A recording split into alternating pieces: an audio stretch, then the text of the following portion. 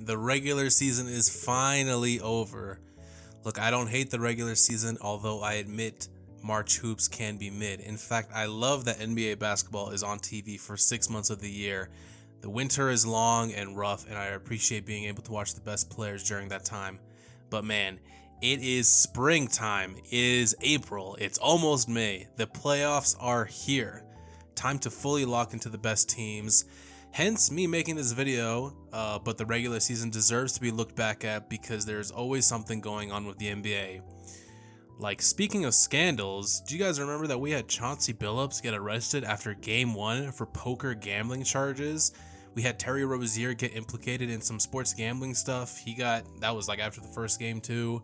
And then shortly into the season, we had the bombshell of the aspiration news by Pablo Torres, which claimed with great evidence and great investigative journalism by him that the Clippers paid Kawhi extra money when he signed with the Clippers by paying him through a tree planting company as endorsement money, even though he never promoted it and was paid like an extra $28 million, and the company like doesn't exist anymore. Just ridiculous. Okay, enough scandals. You know what's really crazy? The fact that the Oklahoma City Thunder started out 23-1 and everybody was acting like they were going to win 75 games. Like, I know we were all living in the moment and we all get kind of crazy, but equally crazy was the Clippers starting off 6-21. Like, they were so bad and it was so jarring. Like, Ty Lue came out and said that they would have to finish 35-20 the rest of the way. Well, that's exactly what they did. They went 36-19, finishing the season at the 9th seed. But there was a time in early December last year where Oklahoma City was headed towards 70 wins and a top draft pick from the Clippers because of the Paul George trade. That would have been really crazy. OKC was and is really good, but they had a big wake-up slap when they faced the San Antonio Spurs in the NBA Cup. OKC was 24-1.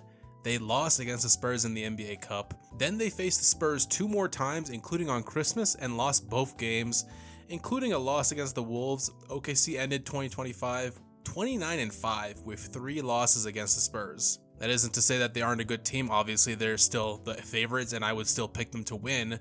But this season proved that, hey, maybe the Spurs do have something against them. And speaking of the Spurs, damn. Like, I believed that they would be good. I believed in Wembanyama. It was his time to take over the league. But these guys just won 62 games.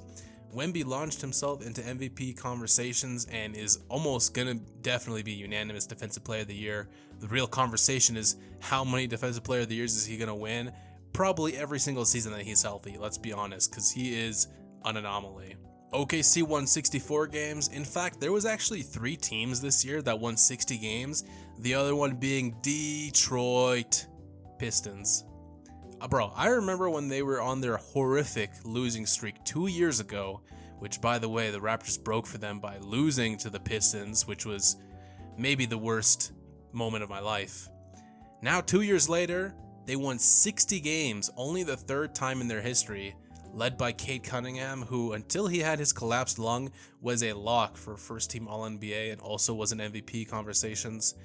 We got the Celtics having Jaylen Brown take a leap and lead the team to a 2nd seed, and then Jason Tatum came back from his ruptured Achilles tendon in just 10 months.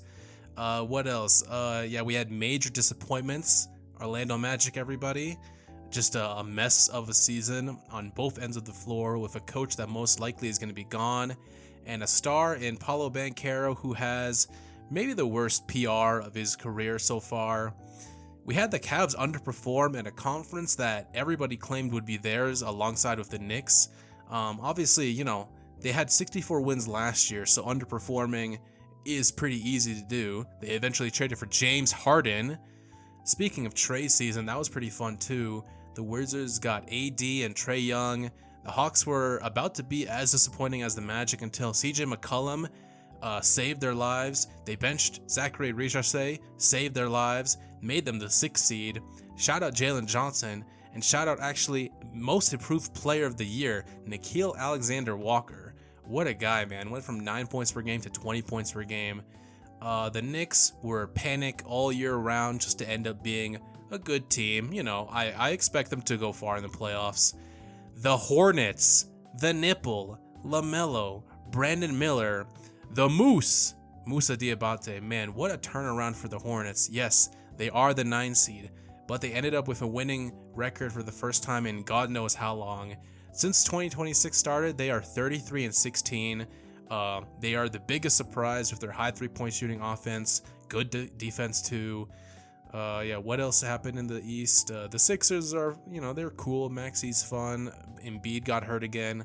Oh yeah, Bam Idris Adebayo had 83 professional National Basketball Association points.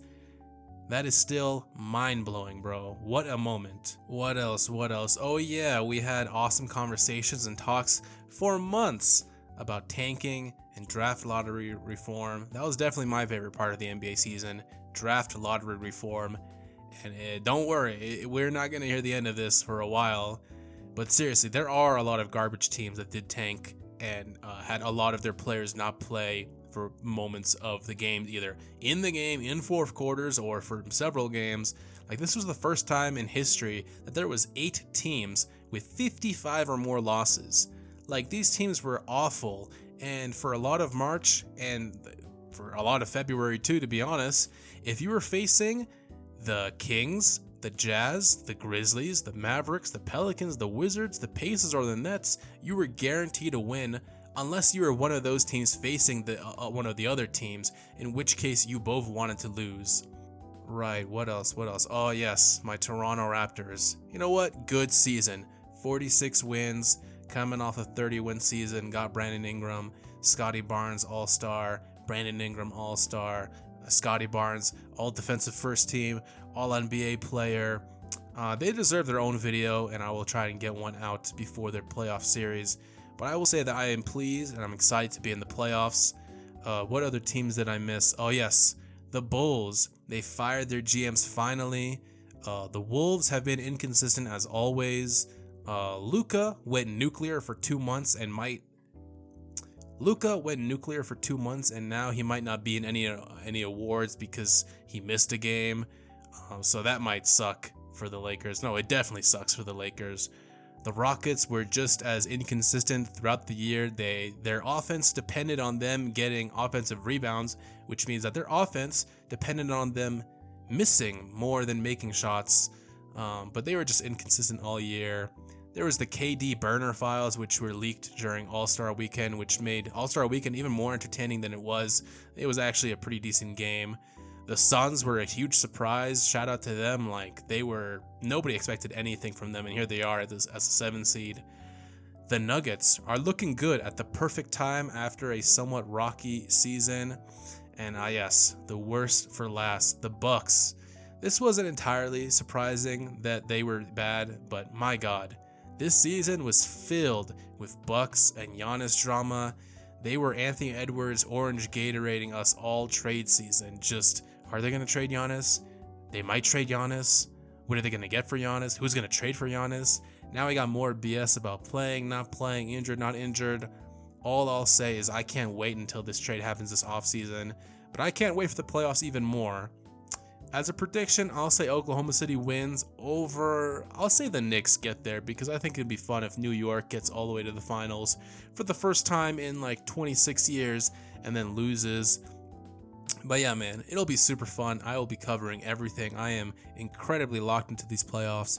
As well, I will be locked in on my podcast, the Pushing the Pace podcast, where I will be covering the playoffs with my co-host Sammy.